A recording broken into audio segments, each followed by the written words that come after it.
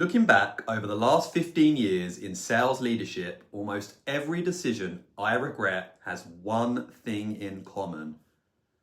I made it too quickly. I'm Dan Simmons. I've spent over 15 years leading sales teams, and one thing I've learned is that leadership just doesn't need to be complicated. On this channel, I share practical ideas, lessons from my own successes and failures, and simple frameworks that have helped me become a better leader, build stronger teams, and avoid some of those leadership blind spots that just catch so many of us out.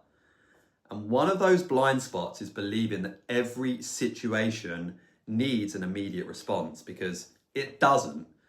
Think about what happens every single week as a sales leader. A customer escalates, a big deal falls through, someone on your team resigns, your forecast gets questioned and challenged, a member of your team makes a massive mistake. And every single one of those moments creates pressure. And pressure can trick us into believing that speed equals good leadership. And guess what? It doesn't. In fact, I believe some of the worst leadership decisions I've ever personally made came because I reacted emotionally instead of responding deliberately. And I've sent emails I wish I'd never sent. You've all been there. I've also walked into conversations way too quickly. You've been there too.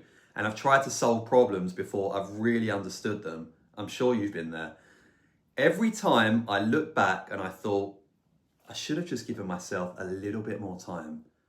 So now I've got one simple rule. I create space between the event and how I respond. Sometimes that takes 5 minutes, sometimes it's an hour, and sometimes I sleep on it. That is where the saying comes from. And it's not because I'm trying to avoid the issue, I'm trying to separate emotion from the decision. And I've found that once you let emotion settle, you start to ask better questions. You listen more carefully, and you just see options that you couldn't see before. And almost always you make a better decision. And here's what I think the biggest leadership lesson is.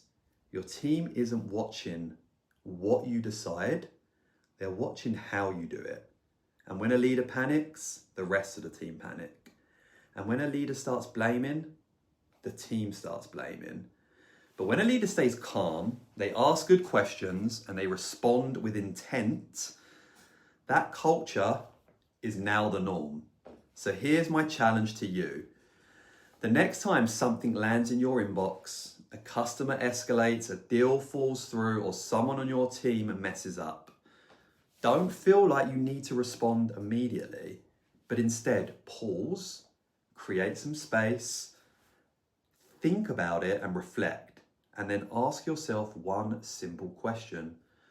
Does this need a response right now? Or does it deserve a better one later? Because in my experience, the best sales leaders aren't remembered for making the fastest decisions. They're remembered for making the right ones.